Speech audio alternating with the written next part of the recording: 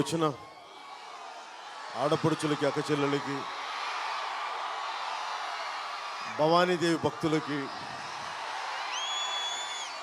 నా అన్నదమ్ములందరికీ, ప్రతి ఒక్కరికి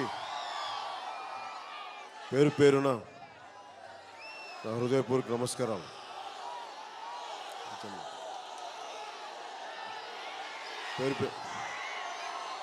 పేరు పేరున నా హృదయపూర్వక నమస్కారం.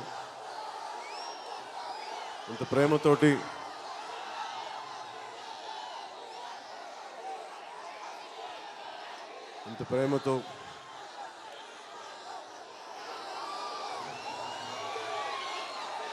ఇంత ఘన స్వాగతం పలికిన కొవ్వూరు పెద్దలందరికీ, అన్నదమ్ములందరికీ మరొక మారు వందనాలు తెలుపుకుంటున్నాను.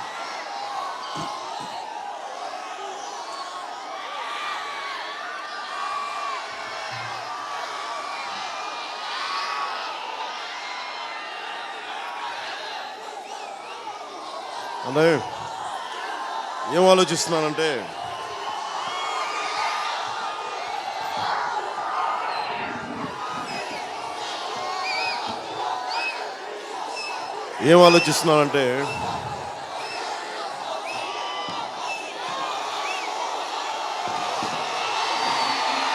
జాగ్రత్త లే,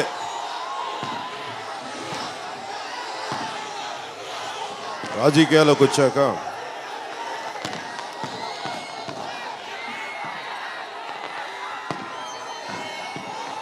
జనసేన పార్టీని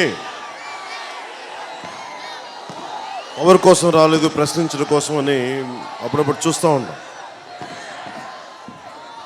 ప్రశ్నించడం అనేది ప్రజాస్వామ్య వ్యవస్థలో ఒక భాగం, అంతేగాని అధికారానికి దూరంగా ఉంటామని కాదు.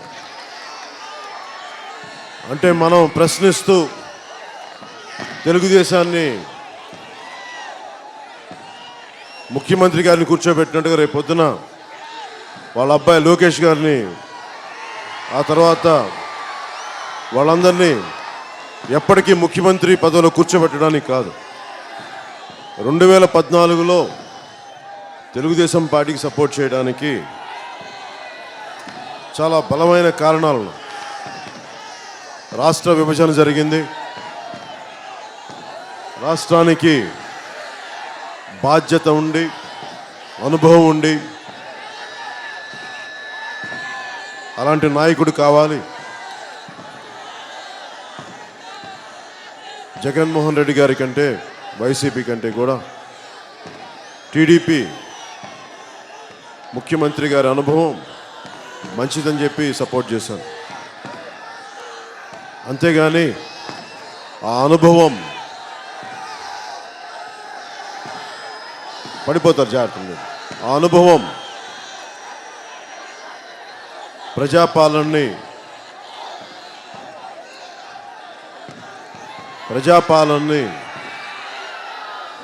సుపరిపాలన కావాలని అది లేనప్పుడు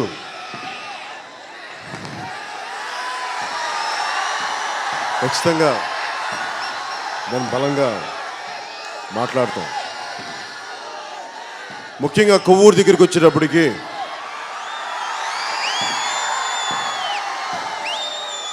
అన్ని ప్రాంతాల్లో, అన్ని నియోజకవర్గాల్లో సమస్యలు మాట్లాడటానికేమో పద్ధతులు వేరుంటాయి. కొవ్వూరు నియోజకవర్గం రిజర్వ్డ్ నియోజకవర్గం. అక్కడ ఇదేదైనా తప్పులు జరిగినా కానీ దానిని విపరీత అర్థాలు తీసే ఉంటుంది. కాబట్టి కొవ్వూరు నియోజకవర్గంలో ఉన్న సమస్యల్ని వేలెత్తి చూపబోయే ముందు కులాల గురించి మాట్లాడాల్సిన అవసరం ఉంది, సందర్భం ఉంది. ఇక్కడ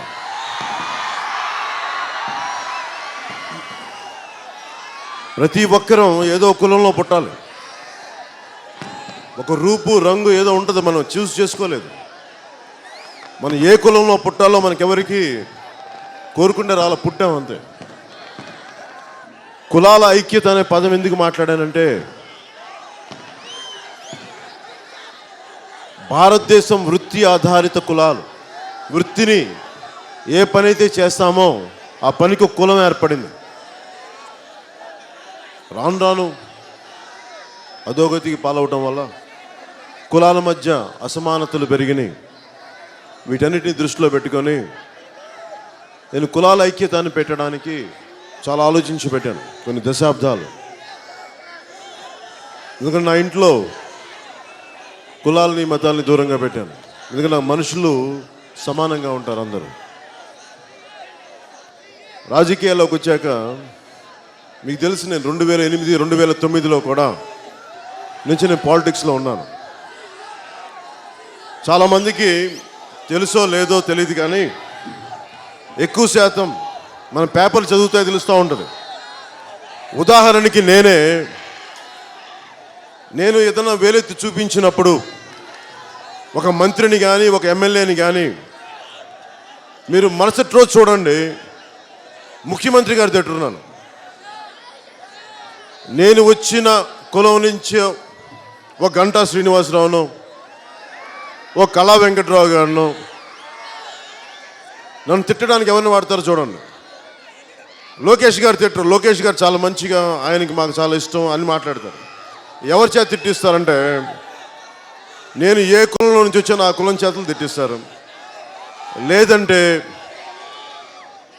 ప్రతి నియోజకవర్గంలో ఉండే కొన్ని ప్రత్యేక పరిస్థితులను దృష్టిలో పెట్టుకొని ఆ వ్యక్తుల చేత తిట్టిస్తారు. అలాగే నన్ను తిట్టే వ్యక్తుల్లో తెలుగుదేశం పార్టీ వ్యక్తుల్లో మంత్రి జవహర్ గారు కూడా ఒకడు.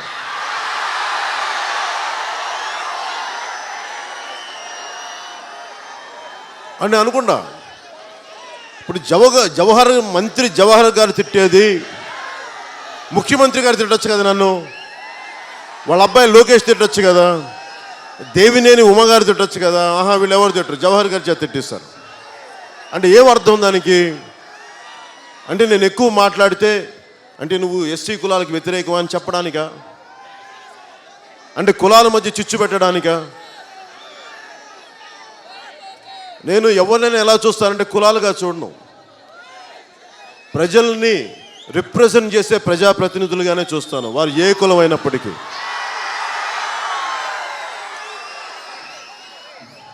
మీరు కాపు కులస్తులు కాండి, ఎస్సీ కులాలు కాండి, కమ్మవారు కానివ్వండి, రెడ్డి కులస్తులు కానివ్వండి, వెలములు కానివ్వండి, బీసీ కులస్తులు కానివ్వండి, ఏ కులస్తులైనా సరే ఎమ్మెల్యేలుగా, ఎంపీలుగా, మంత్రులుగా ఉన్నప్పుడు మీరు రిప్రజెంట్ చేస్తుంది భారత రాజ్యాంగాన్ని, వారి కులాలని కాదు. కొన్ని కులాల్లో అసమానతలు ఉండొచ్చు, ఆ కులాల గురించి మాట్లాడాల్సిన అవసరం ఉంటుంది. కానీ ఉత్తరాంధ్రలో వెళ్తున్నప్పుడు చాలా బాధాకరమైన అంశం ఏంటంటే, అందరు చెప్పింది కుటుంబాలు బాగుపడుతున్నాయి కానీ కులాల పేరు చెప్పుకొని కులాలు బాగుపడట్లేదు.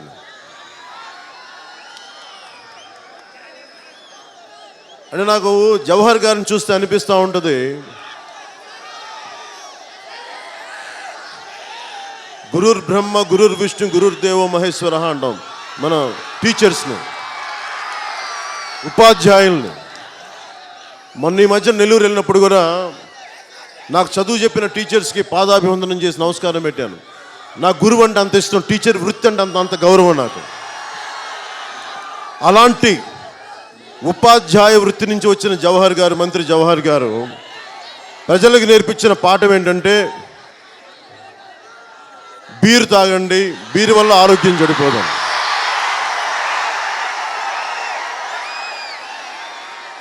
ఏమన్నా చెప్తామండి అట్లా మీరు ఊహించుకోండి, అంబేద్కర్ గారు అలా ఉంటే చెప్తారా ఆ మాట? బాబాసాహెబ్ అంబేద్కర్ ఎప్పుడన్నా అలాంటి మాటలు చెప్తారా? ఊహించగలం ఆ మాటలు? చాలామందికి, ముఖ్యమంత్రి గారికే చెప్తా ఉన్నాను, తెలుగుదేశం పార్టీకి సపోర్ట్ చేయడానికి చాలామంది నన్ను వచ్చింది అడిగింది అనేక రకాలుగా.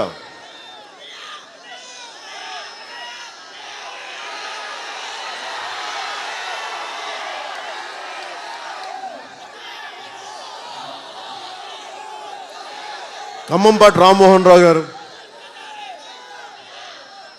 వారి అబ్బాయిలు, వారి స్నేహితులు అనేక రకాలుగా నా దగ్గరికి వచ్చి నువ్వు టీడీపీని సపోర్ట్ చేయి, ఓట్లు విడగొట్టొద్దు.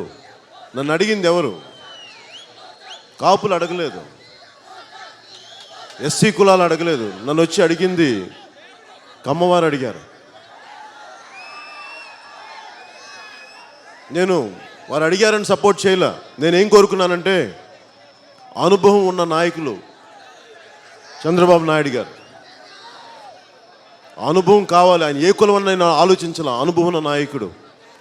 జగన్మోహన్ రెడ్డి గారు రెడ్డి కులస్తులు అని చెప్పి నాకేం కోపం లేదు, ఆయన మీద వ్యతిరేకం లేదు, ఆయన శత్రువు కూడా కాదు ఆయన. నేను అనుకున్న అనుభవం ఎవరికి ఉంది వీళ్ళిద్దరిలో అని చెప్పి, అందుకు ముఖ్యమంత్రి చంద్రబాబు గారు సపోర్ట్ చేశాను. నేను చేసింది ఒక సోషల్ ఎక్స్పెరిమెంట్. రెండు కులాలు, కొన్ని కులాలకి పడదు అంటా ఉంటారు. రెండు కులాలకి పడదు, ఆ కులానికి ఈ కులానికి పడదా అంటే అసలు ఎవరికి పడదు. ఒక కుటుంబంలో ఇద్దరికే పడదు ఒక్కోసారి. ఒకే కులం, ఒకే కుటుంబం, ఒకటే తల్లికి పుట్టిన బిడ్డలకి. మా అన్నయ్యని విభేదించి నేను రాలేదా రాజకీయాల్లోకి? మరి అక్కడ ఏ కులం ఆపింది మమ్మల్ని? ఇదేంటంటే మానవత్వం. ఎక్కడ మానవత్వం నిలబడాలి అక్కడ నిలబడతాం. అలాగే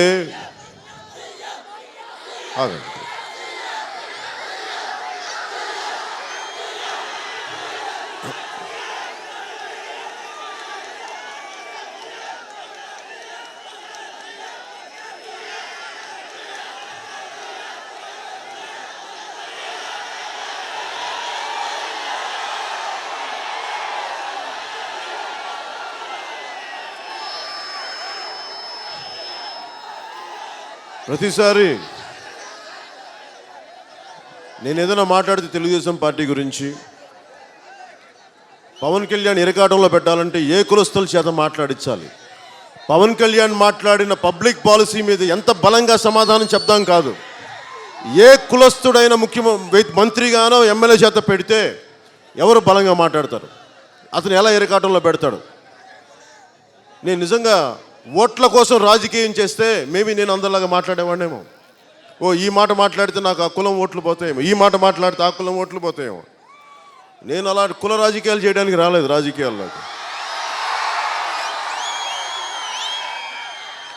ఒక కులం చూస్తే నేను యాక్టర్ అయ్యానా, ఒక కులం చూస్తే నేను సూపర్ స్టార్ అయ్యానా, ఒక కులం చూస్తే నేను మీ పవర్ స్టార్ అయ్యాను. అందరూ చూస్తే చెప్పుకోవడానికి మా ఊరో మా ప్రాంతం మా కులం అనొచ్చేమో. కులం కూడు పెడద్దా? కులం కూడు పెడద్దా మనకి?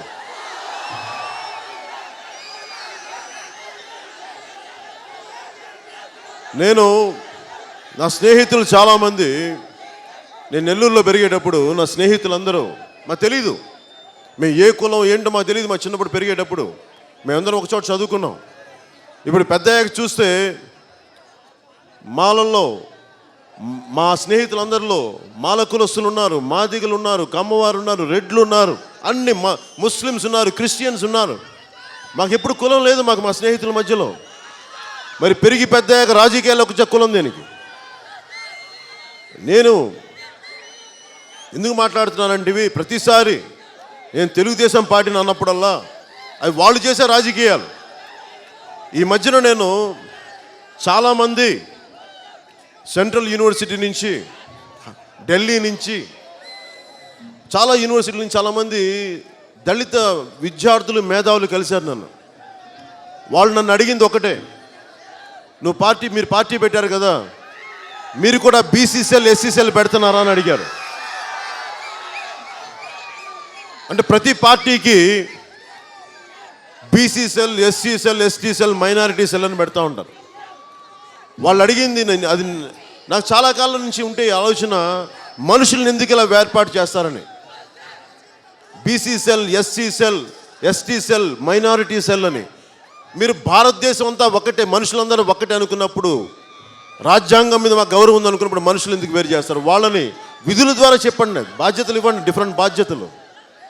నన్ను అడిగింది కూడా దళిత మేధావులు అన్ని పార్టీల్లాగా మీరు మమ్మల్ని దయచేసి ఒక్క చిన్నపాటి సెల్కి మమ్మల్ని పరిమితం చేయకండి, మమ్మల్ని తీసుకోండి బయటికి అంటే అది ఆలోచించే నేను జనసేన పార్టీలో సోషల్ జస్టిస్ వింగ్ అని పెట్టాను, కానీ SC cell, BC cell, minority cell అని పెట్టలేదు. ఇది ఎవరైనా సరే ఓట్లు కావాలని రాజకీయం కులాలను వేరు చేస్తారు. వీటన్నిటిని దృష్టిలో పెట్టుకొని, ఎందుకంటే భావితరాలు మేము చదువుకున్నప్పుడు మా కులాలు లేవు, కామన్ స్కూల్స్ ఎందుకు లేవు మన దేశంలో. నేను చదువుకుంటున్నప్పుడు నాకు ఎప్పుడు మా ఫ్రెండ్స్ ఎవరు ఏ కులం తెలియదు, నాకు వాళ్ళ ఇంటికి వెళ్ళి భోజనాలు చేసేవాళ్ళు, మా ఇంటికి వచ్చేవాళ్ళు మాకు తెలియదు. కానీ సమాజం పెరిగి పెద్ద అయ్యే కొద్దీ, ఎదిగే కొద్దీ కుంచుకుపోతూ ఉంటే దీనిని బాగు చేయడానికి చూస్తే కామన్ స్కూల్స్ లేవు. చిన్న వయసులోనే పిల్లలకి మీరు ఏ కులం అని పెట్టే స్థాయికి వస్తే సమాజాన్ని విచ్ఛిన్నం చేయట్లేదా అంటే ఎప్పటికీ కుల రాజకీయాలు చేయడానికి అని పెట్టాను. అందుకని నేను చాలా సుదీర్ఘంగా లోతుగా ఆలోచించే కులాల ఐక్యతను పెట్టాను. మనం ఒకరికొకరు అవసరం. ఈ కులాలను విడదీసి ఈ కులాలను దెబ్బ కొడితే అది రాజకీయం చేయలేం. దీనివల్ల దోపిడీ చేసే వ్యక్తులు, దౌర్జన్యం చేసే వ్యక్తులు, సమాజాన్ని విచ్ఛిన్నం చేసే వ్యక్తులు కులాల ముసుగులో దాక్కుంటారు, వాళ్ళు చేసే దోపిడీని తెలియకుండా. అందుకని వాళ్ళు మాట్లాడడం కష్టం. ఒక దోపిడీ చేయను, ఏదైనా అంటే నేను ఈ కులం, ఏదైనా అంటే మేము కాపులో, మమ్మల్ని అంటే మీకు ఓట్లు పడవు. ఇలాంటి ఉదాహరణకి తెలుగుదేశం పార్టీ నాయకులు మాట్లాడుతూ ఉంటారు, ప్రజారాజ్యం పార్టీలో నువ్వెందుకు ఏం మాట్లాడలేదంటే, ప్రజారాజ్యం పార్టీ అధికారంలోకి వచ్చి అవినీతిగా నుండి ఇలాగే పోరాడమని, తెలుగుదేశం మీద ఎలా పోరాడమని అలాగే పోరాడమని, అది మీకేం తెలుసు? అది జరగలేదు కాబట్టి ఏం మాట్లాడలేము. కాంగ్రెస్ కలుపుకున్నారు, అది ఒక విధానం అంతే. మరి నేను అలాంటి కాంగ్రెస్లో ఉన్న మా అన్నయ్య గారిని కాదని, నాకు జీవితాన్ని ఇచ్చిన వ్యక్తిని కాదనుకొని నేను వచ్చాను బయటికి. మరి అలాంటి కాంగ్రెస్ పార్టీతో ఈరోజు చంద్రబాబు నాయుడు గారు చేతులు కలుపుతూ ఉంటారు, షేక్ హ్యాండ్ ఇస్తూ ఉంటారు. నేను మా అన్నయ్యని కాంగ్రెస్ని వదిలొస్తే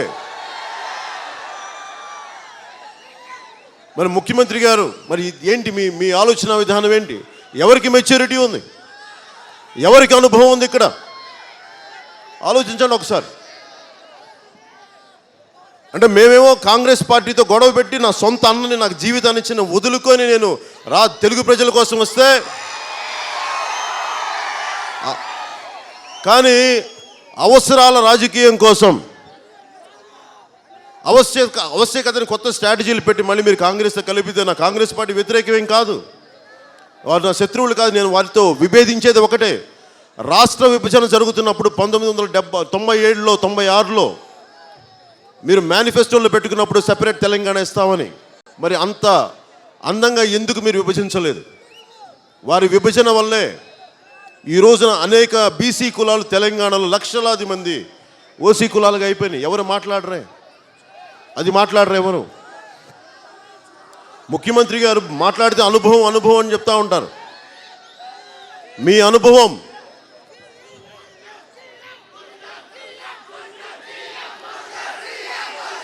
ముఖ్యమంత్రి గారి అనుభవం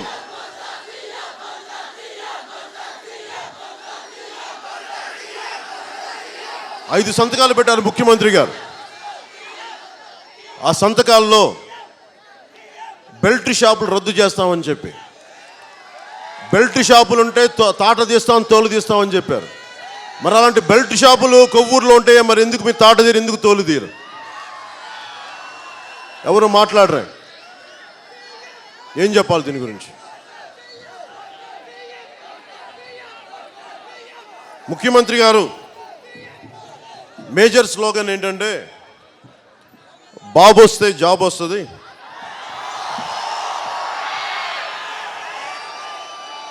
పక్కన పెడదాం. మరి అనేక వేల మంది రైతులకి ఉపాధి అవకాశం ఇచ్చే చాగల్లు షుగర్ ఫ్యాక్టరీని, 700 మంది కార్మికులకి ఉపాధి అవకాశం కల్పించే జాబ్ అవకాశం ఉన్న చాగల్లు షుగర్ ఫ్యాక్టరీని 18 నెలలు 2 సంవత్సరాలు అవుతుంది మూసేసి, మరి దాన్ని ఎందుకు తెరిపించలేకపోయారు? రైతులకి వారి బకాయిలు ఎందుకు చెల్లించలేకపోయారు? మరి బాబు వస్తే జాబ్ వస్తుంది అన్నదానికి ఉన్న ఫ్యాక్టరీలో మూత పెట్టి తెరిపించలేకపోతుంటే ఇంక ఉన్న జాబులు, కొత్త జాబులు మీరేం క్రియేట్ చేస్తారు?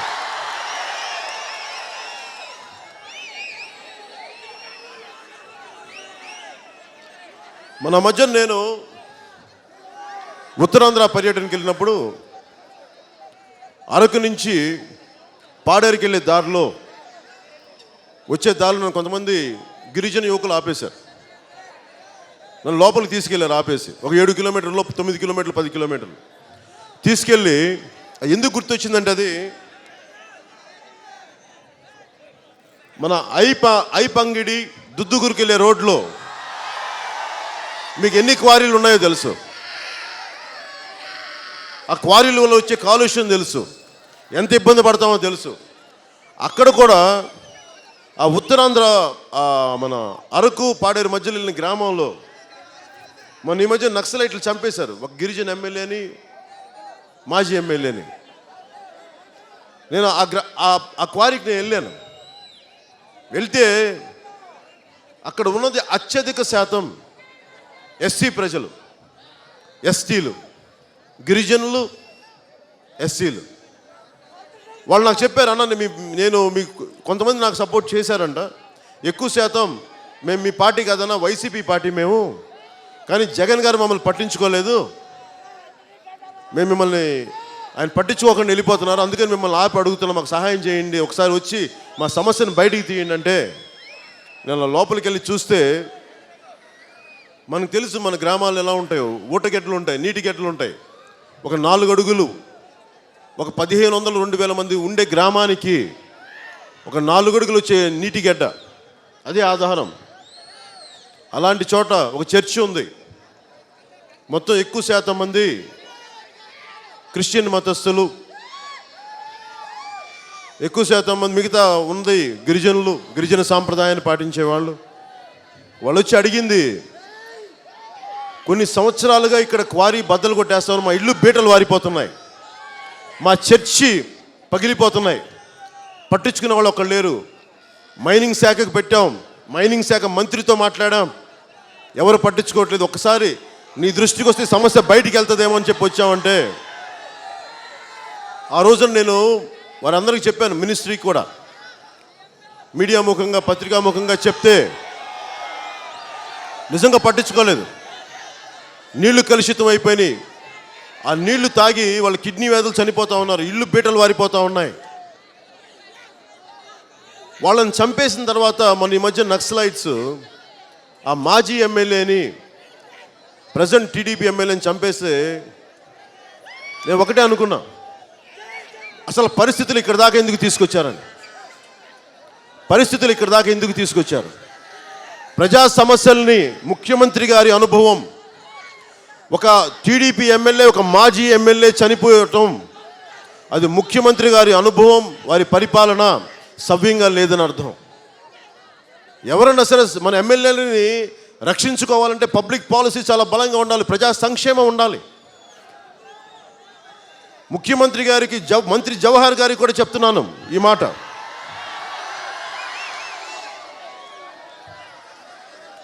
నేను మిమ్మల్ని కోరుకునేది కూడా, ఒకసారి ముఖ్యమంత్రి గారి దృష్టికి చాగల్లు ఫ్యాక్టరీ సమస్యను తీసుకెళ్ళండి. మీరు ఎంతసేపు గండిపోచమ్మ ఏటిగట్టు మీద ఉన్న ఇసుకని తవ్వి తీసుకెళ్ళడం మీద ఉన్న దృష్టి, బెల్ట్ షాపుల మీద రన్ చేయడంలో, వారికి సహకారం అందించడంలో చేస్తూ ఉంటే ఏం అర్థం చేసుకుంటాం? జవహర్ గారికి చెప్తా ఉన్నాను,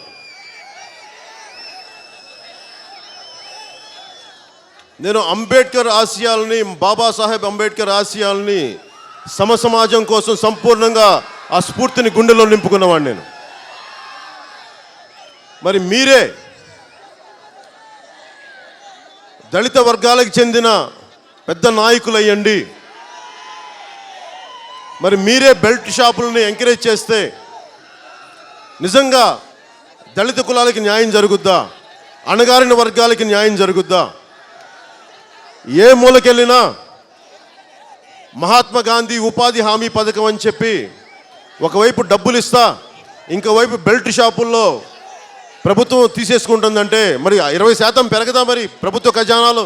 ఒకవైపు 500 రూపాయలు డబ్బులు ఇవ్వడం, మళ్ళీ దాంట్లో 40% తాగుడు, సారా, బ్రాందీ అని చెప్పి మీరు తీసేసుకుంటే బెల్ట్ షాపుల ద్వారా మరి ప్రభుత్వ ఖజానా పెరగదా? దాన్ని మంత్రి జవహర్ గారు నేను ఎక్సైజ్ మంత్రి అయ్యాక 20% పెంచుకోనని చెప్పరా? మరి అది ఆ రక్తం ఎవరిది?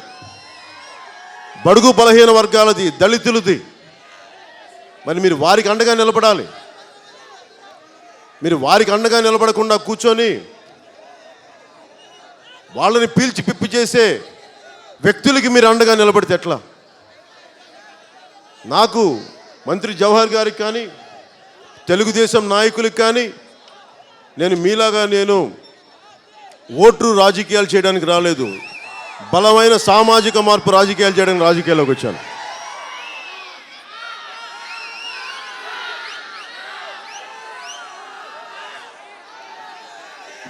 అలాగే ముఖ్యమంత్రి గారు కూడా చెప్పాను ఒకసారి, జవహర్ గారికి చెప్తా ఉన్నాను సభాముఖంగా. ముఖ్యమంత్రి గారికి కూడా చెప్పాను, పశ్చిమ గోదావరి జిల్లాలో సహజంగానే బేసిక్ ఎక్స్ట్రీమ్ ఆలోచన ఉండదు.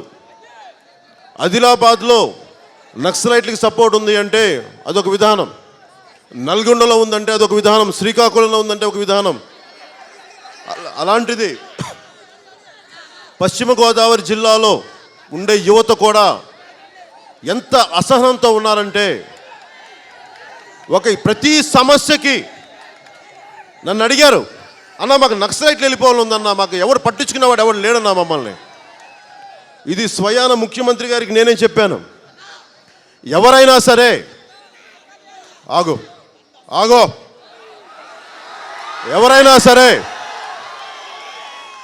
ఎవరైనా సరే సమస్యల్ని ఎవరు ఆయుధాలు పట్టుకోవాలని ఎవరు అనుకోరు, హింసా మార్గం పట్టాలని ఎవరు అనుకోరు. ఇలాంటి దోపిడీ వ్యవస్థ, ఇలాంటి దౌర్జన్యం చేస్తే అధికారులు పోలవరం వెళ్తే నిర్వాసితులకి 15 ఎకరాలు అందరూ అంటారు, ముఖ్యమంత్రి గారు చెప్తారు మీరు జాతి కోసం త్యాగం చేయండి అని. మీరు త్యాగాలు చేశారా జాతి కోసం? ఏం త్యాగాలు చేశారు మీకు? ముఖ్యమంత్రులు, వారి కొడుకులు, వారి కుటుంబీకులు ఎవరు త్యాగాలు చేయరు. అందరూ సామాన్యులు త్యాగం చేయాలంట. వీళ్ళు మటుకు రాజకీయాలు చేస్తారంట. వీళ్ళు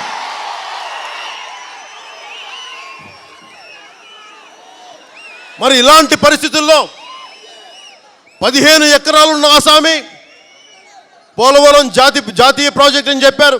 జాతీయ ప్రాజెక్టు కోసం లక్షల ఎకరాలు పోగొట్టుకున్న వ్యక్తులు లక్షలాది మంది రోడ్ల మీద పడుతుంటే వారిని ఆదుకోవడానికి ప్రతి లక్షకి 10,000, 15,000, 20,000 లంచం అడిగే అధికారులు, వారికి అండగా నిలబడలేని ఎమ్మెల్యేలు, వారి బాధను అర్థం చేసుకోలేని మంత్రులు, వారి మీద రకరకాల కేసులు పెట్టించే మంత్రులు.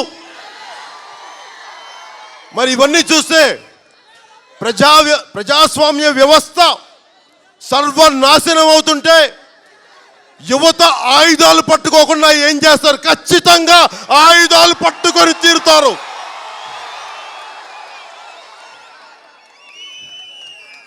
అది ప్రభుత్వం, ముఖ్యమంత్రి గారు అర్థం చేసుకోవాలి.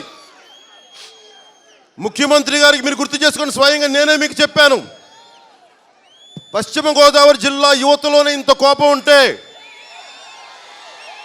ఇంకా మిగతా ప్రాంతాల్లో బేసిక్గా సహనం ఎక్కువ ఉంది. ఇక్కడ పశ్చిమ గోదావరి జిల్లాలో అలాంటి చోటే ఇంత కోపం ఉంది అంటే మీరు ప్రజలు తీవ్రవాద ఉద్యమాలకి ఆకర్షితులవుతున్నారంటే ప్రజాస్వామ్య వ్యవస్థ నాశనానికి దారి తీస్తుందని అర్థం. అది మీకు ఆల్రెడీ ఒకసారి చెప్పాను. మీకు పశ్చిమ గోదావరి జిల్లా సంగతి ముఖ్యమంత్రి గారికి స్వయానం చెప్పాను ఒక సభలో, మీకు ఒక ప్రైవేట్ మీటింగ్లో. ఆ రోజున నా మాట కానీ మీరు అర్థం చేసుకొని ఉంటే ఈ రోజున మీ ఎమ్మెల్యే, మీ మాజీ ఎమ్మెల్యే చనిపోయేవారు కాదు. బాక్సైట్ మైనింగ్ ఖనిజాలు ఇప్పుడు మనకు ఉంది. మన ఐపంగిడి, దుద్దుకూరు చూసి మనకి క్వారీలు ఇష్టారాజ్యంగా తవ్వేస్తూ ఉంటాడు. అడిగేవాడు ఎవరు లేడు, మాట్లాడేవాడు ఎవరు లేడు. మంత్రి ఉంటే వీళ్ళకి సపోర్ట్ చేసే మంత్రులు, వీళ్ళని వెనకేసుకొచ్చే పెద్ద మనుషులు. మరి తీవ్రవాద ఉద్యమాలు లాగా ఏమొస్తాయి? శాంతియుత ఉద్యమాలు వస్తాయా మీకు? యువత కడుపు మండి ఉంది. మీ అబ్బాయి ఒక్కడే యువత కాదు, చాలా మంది యువత ఉన్నారు ఇక్కడ దేశంలో. ఇప్పుడు మన ఉదాహరణకి పెద్ద జాతీయ ప్రాజెక్టులని మాట్లాడతారు.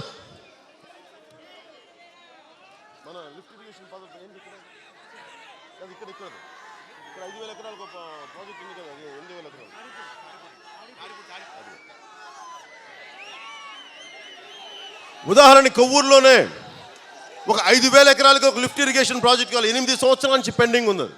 ఎవడు మాట్లాడు దాని గురించి? కానీ మీరు పోలవరం గురించి మాట్లాడతారు. 5,000 ఎకరాలు కాదా? 7 లక్షల ఎకరాలా? నేను ఒకసారి వరల్డ్ బ్యాంక్ పెద్దలతో మాట్లాడుతూ ఉన్నాను. దాంట్లో పనిచేసే వాళ్ళతో నేను పెట్టుకున్న వాదన ఏంటంటే, ఇన్ని పెద్ద ప్రాజెక్టుల వల్ల ఏం జరుగుతాయని. ఎందుకంటే నేను తాకట్లో భారతదేశం చదివాను, తెలుసు. డిగ్రీ కాలేజ్ లేదు, ఉన్న చదువులు ఉద్యోగాలే. చెప్తా డిగ్రీ కాలేజ్ ఎందుకు లేదో చెప్తా. డిగ్రీ కాలేజ్ ఎందుకు లేదంటే, మీరు డిగ్రీలు చదివితే డిగ్రీలు వస్తాయి, ఉద్యోగాలు ఇవ్వాలంటే పరిశ్రమలు పెట్టాలంటే ముఖ్యమంత్రి గారికి వారి స్నేహితులు, వారికి తెలిసిన వ్యక్తులు, వారికి పరిశ్రమలు లైసెన్స్ వస్తే కానీ పరిశ్రమలు పెట్టకూడదు. అందుకని డిగ్రీ కాలేజ్ లేకుండా ఉంటే బెటర్. వారికి లైసెన్స్ వస్తే అప్పుడు డిగ్రీ కాలేజ్ పెడతాం. అప్పుడు మీ డిగ్రీ కాలేజ్ లేవు, అందుకని ఎవరు డిగ్రీ కాలేజ్.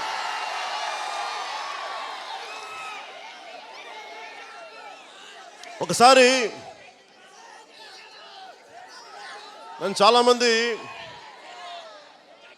ప్రపంచ బ్యాంక్ ప్రతినిధులు వచ్చారు. ఒకసారి నేను పార్టీ పెట్టిన తర్వాత 2000 టీడీపీని గెలిచిన తర్వాత 2-3 వచ్చారు, దాంట్లో పనిచేసేవాళ్ళు.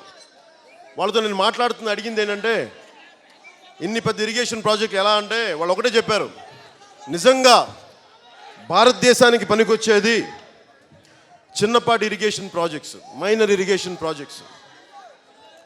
ఉదాహరణకి మనకే ఈ కొవ్వూరుకు సంబంధించి ఒక 5,000 ఎకరాలు లిఫ్ట్ ఇరిగేషన్ ఉంటే కొవ్వూరు సస్యశ్యామలంగా ఉంటుంది.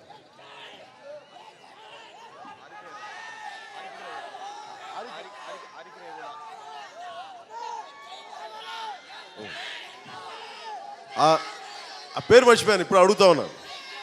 అది 8 సంవత్సరాల నుంచి అడుగుతా ఉన్నారు. ఆరిక రేవుల ఎత్తిపోతల పథకం 5,000 ఎకరాలు. మీరు ఏ మూరకి వెళ్ళండి, ప్రతి నియోజకవర్గంలో ప్రతి మండలంలో 1000 ఎకరాలకు చిన్న అడుగుతారు. అవి చేయరు, ఎందుకంటే దానికి డబ్బులు రావు, ప్రభుత్వాలకు కమిషన్లు రావు. ఏం చేస్తారు, అందుకే పెద్దవి పెట్టుకుంటే తప్ప. అందుకని దీంట్లో డబ్బులు రావు కాబట్టి పెద్దవి పెట్టుకుంటారు. ఇవి నేను చాలాసార్లు ఆలోచిస్తాను, ఎందుకు ఇంత ప్రజా ఉద్యమాలు ఉన్నాయి అంటే, మనకి చాలాసార్లు నేను మన కాలుష్యం గురించి ఆలోచిస్తూ ఉంటాను. ఐపెంగిడి దుద్దుకూరు ఆ క్వారీల్లో కొడతా ఉంటే ఇంత దుమ్ము లేసిపోతూ ఉంటుంది. ఒక క్వారీ దుమ్ము లెగుస్తుంది సహజంగా మైనింగ్ చేసేటప్పుడు, దాన్ని నీళ్ళతో తడపాలి. మైనింగ్ శాఖ చాలా నియంత్రణతో కూడిన ఒక షరతులు ఇస్తుంది. ఇలాంటి షరతులు పాటించరు. జేబులో 1000 రూపాయలు పెట్టేస్తే ఇక్కడ మిగతా 10,000 మంది ప్రజలు దుమ్ముతో చచ్చిపోయి, ఊపిరితిత్తులు వ్యాధులతో చచ్చిపోయినాయి. పర్లా అడిగేవాడు ఎవడు లేడు. ప్రతి మంత్రికో ఏదో ముడుపులో ఇంకోటో మరి ఏమో తెలియదు, కానీ మొత్తం తొంగలో దొక్కేశారు. బ్రిటిష్ వాడు ఉన్నప్పుడే మనం పోరాటం చేయడానికి హక్కు ఉండేది. మనమే పరిపాలించుకుంటే మనకు అడిగేవాడు ఎవడు లేడు. ఏదైనా మాట్లాడితే నీ కులమో నీ ప్రాంతమో మొత్తం తీసుకెళ్ళి సాగు కొడతా ఉంటాం. నేను మటుకు జనసేన పార్టీ నుంచి ఒకటే నిర్ణయించుకున్నా, ప్రజాప్రతినిధులు ఎవరైనా సరే నేను వారిని ప్రజాప్రతినిధులుగానే చూస్తాను. వారు ఏ కులమైనప్పటికీ, నా కుటుంబం అయినా సరే వారు ప్రజాప్రతినిధులే నాతో సహా. రేపొద్దున జనసేన పార్టీ ప్రభుత్వం స్థాపించి అప్పుడు నేను తప్పులు చేస్తే నన్ను కూడా మీరు ఇలాగ నిలదీయాలి. అలా నిలదీయాలి, వ్యవస్థ రావాలని నేను కోరుకుంటున్నాను. అందుకు నా పోరాటం మార్పు కోసం పోరాటం, ఒక సామాజిక విప్లవం కోసం పోరాటం నాది. అంతేగాని 2019లో ముఖ్యమంత్రి అవుదామా, 2024లో అటు పోదామా ఇటు పోదామా, లేదంటే మా అబ్బాయిని ముఖ్యమంత్రిని చేద్దామా, లోకేష్ గారికి చంద్రబాబు నాయుడు గారు చేసుకున్నట్టుగా మా అబ్బాయిని చేసుకుందామా, మా మనవాడిని ఆల్రెడీ ఇలా కూర్చోబెట్టి పెద్ద పదవి పెడదామా ఈ ఆలోచన లేవు నాకు. ఎంత తింటారు, ఎన్ని వేల కోట్లు కావాలి? నేను ఇందాక చెప్తా ఉన్నాను పాపం, ఇందాక పోలవరం నిర్వాసితులు వస్తే నా దగ్గరికి, వీళ్ళెవరు త్యాగాలు చేయరు, ఇసుక మాఫియా. నేను నిన్న పొద్దున కూడా గోదావరి తీరానికి వెళ్ళి చూస్తూ ఉన్నాను. అది మన సోమేశ్వరాలయం, మన పట్టిసీమ టెంపుల్కి వెళ్ళావు, శివుడికి గుడికి వెళ్తున్నప్పుడు నాకు చాలా ఆశ్చర్యంగా ఉంది. ఇంకా గోదావరి తీరం కొంత ఇసుక ఉంది, మిగిలి ఉంది, ఏం పోలే. సంతోషం అనిపించింది. అమ్మ ఇంకా ఈ తెలుగుదేశం నాయకులకి ఇసుక, మన ఇసుక మీద ఇంకా ఈ ఇసుకని ఎవరు చూడలేదు. నాకు అనిపించింది దాచుకుందా ఎవరు చూడకుండా ఇసుకని. అంటే చిన్న వ్యక్తి కదా, మన ఎలా కుదురుద్ది? అంటే చిన్నప్పుడు ఇప్పుడు ఒక కథ చదువుకున్నాను. ఆ కథలో అది రష్యన్ కథ. అది రష్యాలో రష్యన్ ఎంపరర్ జార్ అంటాడు, ఒకడు వస్తాడు, ఒకతను నాకు భూమి కావాలంటాడు. ఏం కావాలంటే నాకు భూమి కావాలి అంటే దున్నుకోవడానికి. సరే తీసుకో అంటాడు. అలా కాదు, నాకు ఎక్కువ భూమి కలిసి ఎంత కావాలంటాడు, కొంచెం ఎక్కువ కావాలంటాడు. ఓ పని చేయి, రేపు పొద్దున సూర్యోదయం అయినప్పటి నుంచి సూర్యాస్తం అయ్యే వరకు నువ్వు ఎంత దూరం నడుస్తావో అంత పొడవు అంత వెడలు భూమి నీదే అంటాడు. ఆడు పొద్దున్న లేచినప్పటి నుంచి మొత్తం సర్ది గిద్ది కట్టుకొని పరిగెట్టి వెళ్తూ ఉంటాడు. చాలా నడుస్తాడు, ఆయాసపడతాడు, ఇంకొంచెం అని వెళ్ళిపోతే కొన్ని మైళ్ళు నడుస్తాడు. అటు అన్ని ఒక 30 మైళ్ళు నడిచాడు. 30 మైళ్ళు వెడల్పు, 30 మైళ్ళు నడిచిన తర్వాత కరెక్ట్గా ఇంకొక 5 గజ సూర్యాస్తమయం అవుతుంది. ఇంకా తొందర వచ్చేసి ఇంకొక 5 గజాలు, ఇంకొక 6 గజాలు నడిస్తే వచ్చేస్తాను అనుకున్నాడు. ఇంకొంచెం ఎక్కువ వస్తాను అనుకున్నాడు.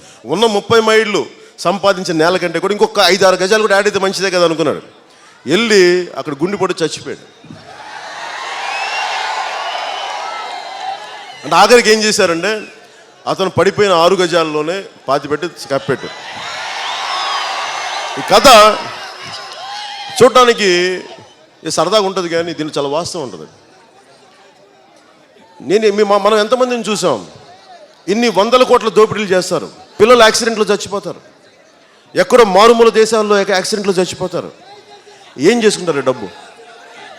ఎవడికి వెళ్తుంది డబ్బు? నిజంగా ఇంత డబ్బున్నా ఏం చేస్తారు? వ్యసనాలు, పోరంబోకు పనులు. ఒకవైపు గిరిజన గ్రామాలకు వెళ్ళినా, మనకి ఒక 40 నిమిషాల దూరం ఉన్న పోలవరంకి వెళ్ళినా, మనకి ఈ దారిలోకి వెళ్ళే ఉదాహరణకి మనకు ఒక హాస్పిటల్ లేదు ఇక్కడ. కొవ్వూరు హాస్పిటల్ని నా దృష్టికి వచ్చిందంటే రిఫరెన్స్ హాస్పిటల్ అంటారంటే. ఏదైనా జబ్బు వచ్చి వెళ్తే, యాక్సిడెంట్ ఇచ్చి వెళ్తే ఏదో కాకినాడ వెళ్ళు, లేదంటే రాజమండ్రిలో, లేదంటే ఏలూరు వెళ్ళు. మరి మాట్లాడేవాడు ఎవడు దీనికి? మరి ఇన్ని వేల కోట్లు వీళ్ళు ఏం చేసుకుంటారు? వీళ్ళు డబ్బులు సంపాదించుకోవడం సరిపోరు, వీళ్ళందరికీ మన మీద ఎక్కి తొక్కాలి, మన జీవితాన్ని శాసించాలి.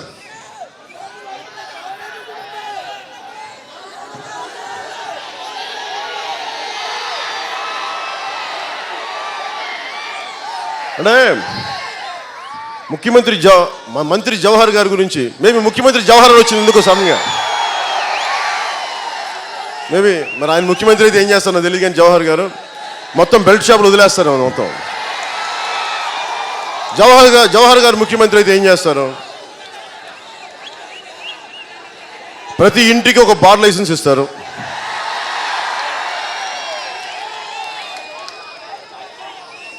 గడపకు బెల్ట్ షాప్ పెడతారు.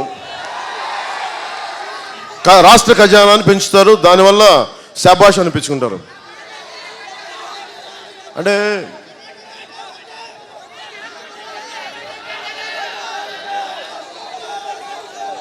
మొన్న తెలుగుదేశం ప్రభుత్వం అడుగుతూ ఉంటారు ఏం చేసాం మేమని. ముఖ్యమంత్రి గారు చెప్తాడు, పవన్ కళ్యాణ్ అంతా బాగానే ఉండేవాడండి, మేము బాగా మర్యాద ఇచ్చేవాళ్ళం, మరి ఎందుకు సడన్గా అడ్డం తిరిగిపోయాడంటే, అడ్డం తిరగమా, మేము చూస్తూ కూర్చుంటామా మీరు చేసే పనులకి? ప్రశాంతంగా ఉంటామా? మేము కడుపులు మండవా? మాకు బాధ రాదా? ఎన్నిసార్లు చెప్తాం సున్నితంగా? ఒకసారి చెప్తాం, 2 సార్లు చెప్తాం, సార్ చూసుకోండి సార్ అంటాం. మేము చూసుకోండి సార్ అంటే దానికి చాలా అర్థాలు ఉన్నాయని అర్థం. మర్యాదగా చెప్తున్నామంటే చాలా ఆవేదనని, కోపాన్ని దిగమింగుకొని సార్ కొంచెం చూడండి సార్ ప్లీజ్ అంటాం. అంతేగాని చేతగా కాదు. వీళ్ళందరికీ ఎలా ఉంటుందంటే, పవన్ కళ్యాణ్ సినిమా యాక్టర్ కదా, ఆడికేం తెలుసు, అంటే తెలుగుదేశం నాయకులు నా మీద ఎన్ని వెటకారాలు నాకు తెలుసు కదా. వాళ్ళు ఎంత స్థాయికి వెళ్ళిపోయారంటే కొంతమంది, వాడు మేము ఉంచుకున్న వాళ్ళం వాడు పడుంటాడు ఇట్లా అంటే నా మీద మాటలు విన్నా, నీ మాటలు పడ్డాను. ఇవన్నీ తెలియక కాదు, అంటే ఎంత దిగజారుడు ఆ మాటలు, దిగజారుడు ఆలోచనలు. దేనికి? నేను చేసిన తప్పు ఏంటంటే తెలుగుదేశం పార్టీకి సపోర్ట్ చేయడం. నేను ఎందుకు సపోర్ట్ చేశానంటే, నిజంగా రాష్ట్రం విడిపోయింది. తెలంగాణలో ఆంధ్ర వాళ్ళని ఈ ఆంధ్ర కొడుకులు దోచుకునే ఆంధ్ర నా కొడుకులు అని మాట్లాడుతూ ఉంటే బాధ కలిగేది నాకు. మనం ఎక్కడున్నాం ఇక్కడ? మనం ఎవరో ముఖ్యమంత్రులు, మనం ఎవరో ఒక లాస్ట్ 4 దశాబ్దాలుగా మనం ఎక్కడ ఎమ్మెల్యేలుగా ఉన్నాం. మనం సామాన్యులం, మనం ఎక్కడ దాంట్లో లేవు. ఆంధ్ర తెలంగాణ గొడవల్లో ఆంధ్రప్రదేశ్ ప్రజలు ఎక్కడున్నారు? ఉన్నదల్లా ఆంధ్రప్రదేశ్ని పాలించే నాయకులు ఉన్నారు, పాలకులు ఉన్నారు, పాలక వర్గాలు ఉన్నాయి. వాళ్ళు చేసిన తప్పులకి ఈ రోజున లక్షలాది మంది బీసీలు ఓసీలుగా అయిపోయారు. దాన్ని అడిగేవాడు ఎవడు లేడు. ఇది బాధ. దీని గురించి మాట్లాడేవాడు ఎవడు లేడు. ఇవన్నీ ఆలోచించి నేను అందుకు టీడీపీ సపోర్ట్ చేసిన అనుభవం ఉంటే ఏముంటుందని. ఆయన అనుభవం ఏం చేస్తుందంటే 3563 వైన్ షాపుల్ని మొత్తం హైవేలంతా పెట్టగలిగారు. అది ముఖ్యమంత్రి గారి అనుభవం. అంటే స్పెషల్ జీవో పట్టుకొచ్చి, ఇక్కడే మన మంత్రి జవహర్ గారు స్పెషల్ జీవో పట్టుకొచ్చి మన ఏలూరు రోడ్ ఏదో అంటే దానికి ఏలూరు రోడ్ అన్నది ఆర్బీ మన నేషనల్ హైవేలో సుప్రీంకోర్టు రూల్స్ ప్రకారం ఏమి మందు షాపులు పెట్టకూడదు, మన బ్రాందీ షాపులు ఓపెన్ చేశారు. అంటే ఏమని, మీరు యాక్సిడెంట్ బాగా తాగి రోడ్డు మీద వెళ్ళి నడుపుతా ఎదురుకొట్టి చంపేయండి. అందుకు మరి వీళ్ళందరూ ఎమ్మెల్యేలు ఎంపీలు ఏం మాట్లాడతారు? మేము భారతదేశ రాజ్యాంగాన్ని పరిరక్షిస్తాం అంటారు. చేసే పనులేమో మాకు సుప్రీంకోర్టు అంటే చాలా గౌరవం అండి. మేము సుప్రీంకోర్టు చెప్పిన ఆదేశాలను శిరసావహిస్తాం. అందరూ నేనేంటి యాక్టర్ని, వాళ్ళు గొప్ప యాక్టర్లు, వాళ్ళు కదా నటులు. ముఖ్యమంత్రి గారు చూడండి ఎంత అద్భుతమైన నటుడో. నేను స్పెషల్ కేటగిరీ స్టేటస్ గురించి మాట్లాడుతున్నప్పుడు ముఖ్యమంత్రి గారు ఏ ఆలోచన ఉంటారో తెలియదు, కానీ ఆయన మర్చిపోయారు అని చెప్పిన మాటలు ఎప్పుడు ఎంత తిప్పి కొడితే ఒక 40 సంవత్సరాల క్రితం కాదు, ఒక 3 సంవత్సరాల 6 నెలల క్రితమే ఆయన అంటే నేను స్పెషల్ కేటగిరీ స్టేటస్ గురించి మాట్లాడుతూ ఉంటే నేను ఇప్పుడు ఆయన అంటారు అవసరం లేదు స్పెషల్ ప్యాకేజ్ చాలంట. నేను ఇటంటే ఆయన అటు, నేను అటు అంటే మళ్ళీ నేను ఎప్పుడు ఒకటే చోట ఉన్నా, స్పెషల్ కేటగిరీ స్టేటస్ ఒకటే మాట్లాడుతున్నా. కానీ ఆయన మటుకు మేము ఎప్పుడు స్పెషల్ స్టేటస్ గురించి ఎప్పుడు కూడా నేను వద్దని చెప్పలేదంటారు. మొత్తం రికార్డ్ చేసి చూపించినా, ఆయనకి ఎదురు సాక్ష్యం పెట్టినా కానీ అది నేను కాదని ఎవరు అంటారు, నాకు సంబంధం లేదంట. నేనేమంటానంటే, మీ అనుభవం మీ పరిపాలన. నేను సభలో కూడా మాట్లాడా. అంటే బీజేపీ అంటే భారతీయ జగన్ పవన్ పార్టీ అంటే నాకు మోడీ గారు నాకేమైనా బంధువా, లేదా మా అన్నయ్య, మా పెద్దనాన్న, మా మావ, లేదా అమిత్ షా నాకేమైనా మేనమా వరుస అవుతాడు నాకు అమిత్ షా? నాకు అంటే నేను ఎందుకు పెట్టానంటే, అరే అమిత్ షా గారు చెప్పారు మొన్న వచ్చి, మీకు తెలుసు కదా ఆ పెద్ద స్థాయి జాతీయ స్థాయి నాయకులు ఎలా ఉంటారు. నువ్వు చిన్నవాడివా, నువ్వు పార్టీని నడపలేవు, నువ్వు రీజనల్ పార్టీస్ ఫ్యూచర్ అంతా జాతీయ పార్టీలదే హవా, నువ్వు నడపలేవు. అందుకని ఓ పని చేయి, భారతీయ జనతా పార్టీలోకి వచ్చే. అంత పెద్ద స్థాయి వ్యక్తి చెప్పినప్పుడు ముఖ్యమంత్రి గారు తెలుసు అమిత్ షా గారు అంటే ఎంత భయం, అమిత్ షా గారు అంటే ఎంత భయపడతారు మీకు అందరూ తెలుసు, నరేంద్ర మోడీ గారు అంటే ఎంత భయపడతారు. మరి అలాంటి వ్యక్తులు అమిత్ షా గారు నా దగ్గరికి వచ్చి నువ్వు పార్టీ కలిపే అంటే నేను ఎట్లా ఉండాలి? ముఖ్యమంత్రి స్థాయిలో ఆయన అంత భయపడితే నేను ఒక సామాన్యుడిని, మహా తిప్పి కొడితే 70 కిలోలు కూడా ఉండను, నేను ఎవడని ఇలా అంటే పడిపోతాను. అలాంటి వాడిని నన్ను తీసుకొస్తే అంత పెద్ద జాతీయ స్థాయి నాయకులు నేనేం చెప్పాలి? అలాగే సార్ కలిపేస్తానండి, మంచి సార్, సంతోషం చెప్తామా మనం? అరే తెలుగు జాతి స్ఫూర్తి నాశనం అవుతుంటేనే కదా జనసేన పార్టీ పెట్టింది. తెలుగు జాతిని పార్లమెంటులో తలుపులేసి విరక్కొడి చితగొడుతుంటే కదా జనసేన పార్టీ పెట్టింది. పౌరుషం, తెలుగు జాతి పౌరుషం, ఆత్మగౌరవం దెబ్బతింటే దానికి జనసేన పార్టీ దానికి పెట్టాం. మనం కలుపుతామో భారతీయ జనతా పార్టీలో జనసేన పార్టీని? చస్తాం కానీ ఎప్పటికీ భారతీయ జనతా పార్టీలో ఎప్పటికీ విలీనం చేయం. చస్తే చస్తాం, ఉంటే ఉంటాం, పోతే పోతాం. కానీ తెలుగు జాతి సమగ్రతని, తెలుగు జాతి గౌరవాన్ని ఎప్పుడు కాపాడుకుంటాం.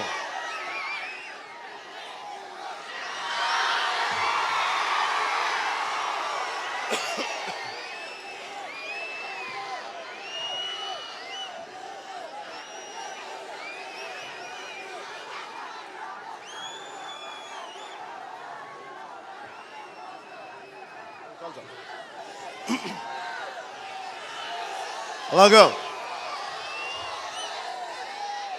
కోరుకు ఇందాక మీరు ఇప్పుడు మీ దగ్గరికి వస్తా, మీరు అందరూ అరుస్తూ ఉంటారు ముఖ్యమంత్రి అవ్వు ముఖ్యమంత్రి అవ్వు అని. ఉదాహరణకి మీరు నిజంగా నేను ముఖ్యమంత్రి అవ్వాలనుకుంటే నేను చెప్తా, జగన్మోహన్ రెడ్డి గారు సీఎం అవ్వాలనుకుంటారు, అయ్యారా? విధిరాత ఏముందో మనకేం తెలుసు? మన చేతిలో ఉంది ఏంది? పోరాటం చేయడం. మన చేతిలో ఉన్నది పోరాటం చేయడం. మన చేతిలో ఉన్నది సమస్యలపైన పోరాటం. నేను ఉన్నది సీఎం అవ్వడం అనేది నాకే సరదా కాదు. అరే మా ఇంట్లో నా నలుగురు పిల్లల్ని ఒక తాడి పైన పెట్టడానికే నాకు తలప్రాణం తోక్కొస్తూ ఉండదు.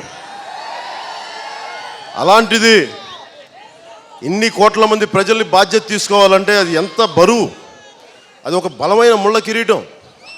అదేం సరదా కాదు అది నాకు. ఒక సినిమా హిట్ అవ్వకపోతేనే నన్ను సో పవర్ స్టార్ అని మెచ్చుకునే వాళ్ళని తిడతారు నన్ను, ఒక సినిమా హిట్ అవ్వకపోతే. అందరూ కాదులే, కొంతమంది అనుకో. అలాంటిది నేను వచ్చేస్తా, నేను ముఖ్యమంత్రి అయిపోతా అంటే, అరే ముఖ్యమంత్రి అవడం సరదానా? లోకేష్ గారి లాగా నాకు సరదా కాదబ్బా ముఖ్యమంత్రి. లోకేష్ గారికి ఏముంటుంది? మా తాతగారు ముఖ్యమంత్రి అయిపోయారండి, మా నాన్నగారు ముఖ్యమంత్రి అయ్యండి, నేను కూడా ముఖ్యమంత్రి అయిపోతానండి. జగన్ గారు ఏమంటారు? మా నాన్నగారు ముఖ్యమంత్రి కాబట్టి నేను కూడా ముఖ్యమంత్రి అవుతాను. నేను అలా అనుకోవడానికి నేనేమనుకోవాలి? మా తాతయ్య గారు పోస్ట్ మ్యాన్ అంటే నేను కూడా పోస్ట్ మ్యాన్ అవ్వాలని అవ్వాలి. మా నాన్నగారు హెడ్ కానిస్టేబుల్గా ఒక పోలీస్ కానిస్టేబుల్ జీవితాన్ని ప్రారంభించారండి, నేను పోలీస్. నాకు ఇంతకుమించి నిజంగా కోరికలు లేవు, ఇది కూడా చెప్తున్నాను మీకు. ముఖ్యమంత్రి అనేది అది పెద్ద అలంకారం, వారసత్వం కాదు, నాకు బాధ్యత. అది అంత బాధ్యత నడపడానికి ఎందుకు నేను సరదా కాదు. నేను ఎమ్మెల్యే పోటీ చేయకపోవడానికి 2009లో 2014లో నేనే మంత్రులు పదవులు తీసుకోవడానికి నాకేం సరదానా?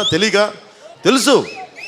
కానీ అనుభవం కావాలి, ప్రజా జీవితాన్ని అర్థం చేయాలి. ఎందుకు రోడ్ల మీద పడి తిరుగుతున్నాను, ఎందుకు పోలవరం నిర్వాసితులను కలుస్తాను, ఎందుకు ఉత్తరాంధ్రకి వెళ్తాను, ఎందుకు రాయలసీమ పోతాను? అనుభవం కావాలి, ప్రజల కన్నీళ్ళు తెలియాలి, ప్రజల కష్టాలు తెలియాలి. ఏసీ రూమ్లో కూర్చొని 4 గోడల మధ్యలో కూర్చొని చెప్పండి మీ సమస్యలు పరిష్కరిస్తూ ఉంటా. అవో సమస్యలు, కన్నీరు తెలియాలి, కష్టాలు తెలియాలి, కడుపు కోత ఎలా ఉంటుందో తెలియాలి, నీ కళ్ళ ముందు మనుషులు నలిగిపోతుంటే ఆ బాధ ఎలా ఉంటుందో నీకు తెలియాలి. అంతేగాని కూర్చొని మా నాన్నగారు ముఖ్యమంత్రి కాబట్టి నేను ముఖ్యమంత్రి అవుతా అంటే కుదరదు. అందుకని మీరు కూడా నేనేం కోరుకుంటున్నానంటే, నేను సీఎం వీటన్నిటికంటే కూడా మీరు చైతన్యవంతులు కండి. మిమ్మల్ని కోరుకునేది కూడా గ్రామ స్థాయిల్లో, వార్డు స్థాయిల్లో మీరు సమస్యల మీద పోరాటం చేయండి. జనసేన ఇస్తుంది, మీకు స్ఫూర్తినిస్తుంది. జనసేన ఒక ఆలోచన విధానాన్ని ఇస్తుంది. 10 మంది రౌడీలు, 10 మంది గూండాలు, గాల్లో తేలే ఆకు రౌడీలు, వీళ్ళకి మనం భయపడకూడదు. మనం అధికారుల్ని బాధ్యతలను చేయాలి, రాజకీయ నాయకుల్ని బాధ్యతలను చేయాలి. ఒక సరికొత్త రాజకీయ శకం రావాలి. ఒక సరికొత్త రాజకీయ శకం ప్రారంభిస్తుంది జనసేన పార్టీ. రాజకీయ జవాబుదారీతనం. మేము వచ్చాం, ఈ పదవులు చేస్తాం. మీరు పదవులు కూర్చోవడం కాదు, పదవుల్లో కూర్చొని ఏం చేశారన్నది ముఖ్యం. మీరు పదవుల్లో కూర్చొని వెళ్ళి ఖమ్మంలో పొలాలు కొనుక్కున్నారా, లేదంటే 7 అంతస్తుల మేడలు కట్టుకున్నారా, ఇవి కాదు మేము కోరుకునేది. మాకేం చేశారు? మా చాగుల ఫ్యాక్టరీని తెరిపించారా, లేదంటే మా హైవేలో తిరిగి కూర్చోబెట్టి ఆ బ్రాందీ షాపులు తీయించారా, లేదంటే మాకు పొల్యూషన్ చేస్తున్న ఈ క్వారీలను ఆపించారా, లేదంటే రెగ్యులేట్ చేశారు? ఇది మనం కోరుకునేది ప్రజాప్రతినిధుల నుంచి. అందుకని ప్రతి ఒక్కరికి నేను కోరుకునేది కూడా, మనకి పంచాయతీ ఎన్నికలు వస్తున్నాయి. పంచాయతీ ఎన్నికలు ఇప్పుడు పెట్టడం ముఖ్యమంత్రి గారు, ఎందుకంటే జనసేన ఎట్లాగో వారి సపోర్టర్స్ అంతా కూర్చొని ఎవరో ఒకరు నిలబెడతారని చెప్పి. నిజంగా నాయకత్వం. నేను ఎందుకు 25 సంవత్సరాలను మాట్లాడతాను, సరదాకి మాట్లాడి నేను 25 సంవత్సరాలు ఒక ఆలోచన రూపుదిద్దుకొని బలంగా సమూలంగా వేళ్ళూనుకొని వెళ్ళాలంటే 25 సంవత్సరాలు పడుద్ది. నేను 60 సంవత్సరాల తర్వాత నా రిటైర్మెంట్ ప్లాన్ కాదు రాజకీయం. సినిమాకి సంవత్సరానికి 100 కోట్ల పైన సంపాదించగలిగి ఉండి ఎవరిని దేహి అని అనకున్నంత చాలా దర్భంగా బతకగలను. ఎందుకు వదులుకొని వచ్చానంటే నిజంగా నాకు కన్నీళ్ళు ఉన్నాయి, బాధలు ఉన్నాయి, నాకు ఏడుపు ఉంది. నాకు మనుషుల కష్టాలు చూస్తుంటే ముక్కుపచ్చలారిన బిడ్డలు నా చేతుల్లో చనిపోతే నాకు ఏడుపు ఉంది. నేను రక్షించుకోలేకపోయాను ప్రాథమిక వైద్య కేంద్రాలు లేక చాలాసార్లు. మొన్న అరకుకి వెళ్తే పాపం ఆవిడ గిరిజన మహిళ పట్టుకొని బిడ్డ మొత్తం ఒళ్ళంతా మొత్తం స్కిన్ డిసీజ్ మొత్తం తలంతా. నా బిడ్డ గుర్తొచ్చాడు. మా బిడ్డను మేము ఇంత రక్షించుకుంటామే, మా బిడ్డలను ఇంత రక్షించుకుంటామే. ప్రతి బిడ్డ అపురూపమే. ముఖ్యమంత్రి గారికి వారి మనవడు అపురూపం కాదా? మరి గిరిజన మహిళకి తన బిడ్డ అపురూపం కాదా? మరి వారికి వైద్య సహాయం ఏది? ఎవడు మాట్లాడతాడు దీని గురించి? ఎమ్మెల్యేస్ వెళ్ళరు. 5 సంవత్సరాలకు ఒకసారి ఓటేయని చెప్పి కనిపించుకుని వెళ్ళిపోయేవాళ్ళే. మరి ప్రజా ఉద్యమాలు రావా? తీవ్రవాద ఉద్యమాలు రావా? ఎవడు పట్టించుకోకపోతే? ఒకవైపు జనాభా పెరిగిపోతూ ఉంటుంది, యువత పెరిగిపోతూ ఉంటుంది, ఉపాధి అవకాశాలు లేవు, కాలేజీలు పెట్టడం మనకి కొవ్వూరులో. మరి ఏం చేస్తారు? ఖాళీగా ఉన్న వాళ్ళు ఏం చేస్తారు? వ్యసనాలు అలవాటు పడతారు. ఏమి చేయాలో తెలియక పాడేరులో అరకులో మనకి కూర్చోబెట్టి గంజాయి సాగు చేస్తారండి యువత. నేను యువతను తప్పు పట్ల, ప్రభుత్వాలు తప్పు, ప్రజాప్రతినిధులు తప్పు, ప్రజాప్రతినిధులదే తప్పు. మీరే బాధ్యత వహించాలి. అలాంటప్పుడు మీకు శక్తి లేకపోతే మీరు ఎన్నికల్లో పోటీ చేయకండి. సమస్యలకు పరిష్కారం లేకపోతే మీరు ఎన్నికల్లో పోటీ చేయకండి. కానీ మీరు చిత్తశుద్ధిగా చేయండి, మేము అండగా నిలబడతాం. మొన్న ఈ మధ్యన ముఖ్యమంత్రి గారు ఐటీ శాఖలు దాడులు చేస్తూ ఉంటే అంటే కూర్చోబెట్టి భారతీయ జనతా పార్టీ కూర్చోబెట్టి చేయిస్తుంది. మొన్న ఎవరు అడిగారు నన్ను, అన్న మీరు కూడా ఏదైనా చెప్పారంట కదా అంటే, నా బతుక్కి మళ్ళీ అక్కడికి పోయి కేంద్రం పోయి అంటే వీళ్ళ మీద ఐటీ రైడ్లు చేయాలని అంటే నాకు ఒకటే అనిపించింది. వాటి మీద చెప్పి ఒకటే అన్న, ఇప్పుడు ఐటీ రైడ్స్ ఎవరి మీద జరుగుతాయి? ట్యాక్సులు కట్టడం వాళ్ళ మీద జరుగుతాయి. ఒకళ్ళు ట్యాక్సులు కట్టారు, స్టిల్ తప్పు ఉంది, కరెక్ట్ చేసుకుంటారు ఆ పారిశ్రామికవేత్తలు ఎవరైనా సరే. ఎక్కడో అండమాన్లో ఒక రైడ్ జరిగి గుంటూరులో ఒక బ్రిక్ ఫ్యాక్టరీ రైడ్కి దానికి ముఖ్యమంత్రి గారికి సంబంధం ఏంటో నాకు అర్థం కావట్లా. ఎందుకు భయపడాలి ముఖ్యమంత్రి గారు? ఇందాక కూడా ఏదో రిపోర్ట్ వచ్చింది నాకు, ఒక తెలుగుదేశం ఎంపీ, రాజ్యసభ ఎంపీ మీద వాళ్ళ ఫ్యాక్టరీ వారి మీద ఈడీ దాడులు జరుగుతున్నాయని. నేనేమంటానంటే, ఎవరో ఎక్కడ దాడులు చేస్తే మనకేంటంటే వ్యవస్థ అంత కుళ్ళిపోయింది. ఒకవైపు మన కాలేజీలు ఉండవు, హాస్పిటల్స్ ఏమో రిఫరెన్స్ హాస్పిటల్స్ అవుతాయి, హైవేలో బ్రాంచీ షాపులు పెడతారు, మన కూర్చోబెట్టి క్వారీల్లో నాశనం, మనకి కాలుష్యం ఉంటా ఉంటుంది. మన చాగలు ఫ్యాక్టరీలను ఓపెన్ చేయరు, ఏదైనా మాట్లాడితే కూర్చోబెట్టి బ్రాంతీలనేమో బ్రాండ్ అంబాసిడర్గా అవుతున్నారు. మంత్రి జవహర్ గారికి నేను ఒకటి చెప్పదలుచుకున్నా, నేను చాలా కోట్లు ఇస్తామని చెప్పాను, ఒకసారి 10 కోట్ల రూపాయలు ఇస్తామని చెప్పారు. మీరు వెళ్ళి ఒక ఆల్కహాల్ని ఒక బ్రాందీకి అడ్వర్టైజ్మెంట్ చేయమని నన్ను, నేను చెప్పా అడుక్కు తింటాను కానీ ఎప్పుడు ఇలాంటి పాడు పనులు నేను చేయనని చెప్పాను. నేను ఏదన్నా యువతకి ఏదైనా చేస్తే ఏదైనా మంచి చేయాలి, మంచి మాట చెప్పాలి, కానీ లేదంటే నోరు మూసుకొని ఇంట్లో కూర్చోవాలి. కానీ నేను వెళ్ళి కూర్చొని, బాబు మీరు చక్క బ్రాండీ తాగండమ్మా ప్లీజ్, బాగుంటుంది బాబు, మీరు నీకు బాగా కరెక్ట్ 90 ml బాగా మంచిగా ఉంటుందని ఇలా చెప్తావు దరిద్రమే. అలాగ ఒక యాక్టర్గా నేనే చెప్పలేదు 10 కోట్లు వదులుకోండి. మరి అలాంటిది ఒక మంత్రి, మరి ఆయన కూర్చోబెట్టి బీరులో తక్కువ శాతం ఆల్కహాల్ ఉంటుంది, మీరు అందరూ తాగండి మంచిది, రాష్ట్ర ఖజానాకి బాగా తోడ్పాటు అందించండి. ఎట్లాగా? పోనీ బెల్ట్ షాపుల వల్ల నిజంగా అంబేద్కర్ గారి స్ఫూర్తికి ఆశయాలకి నలిగిపోతున్నారంటే బెల్ట్ షాపుల వల్లే. ఎక్కువ శాతం మంది ఎస్సీ కులాలు, ఎస్సీ వర్గాలు, ఎస్టీలు, అణగారిన బీసీలు డబ్బుకి మనకి ఏమంటుందని కులం ఉండి కూడా పేదరికంలో ఉండే పాపం మిగతా కులాలు వీళ్ళు నలిగిపోయేది. అందుకని దయచేసి ముఖ్యమంత్రి గారు కూడా ఇలాంటి ప్రపోజ్ చేసేటప్పుడు కొంచెం జాగ్రత్తగా ఆలోచించుకొని చేయండి. వెనకేసుకు వచ్చినప్పుడు కొంచెం బాధ్యతగా వెనకేసుకురండి. నేను మిమ్మల్ని కోరుకునేది కూడా, మీరు జనబాట కార్యక్రమం స్టార్ట్ అవుతూ ఉంది. మన ఓట్లు తీసేస్తూ ఉన్నారు, 21 లక్షల ఓట్లు తీసేశారు.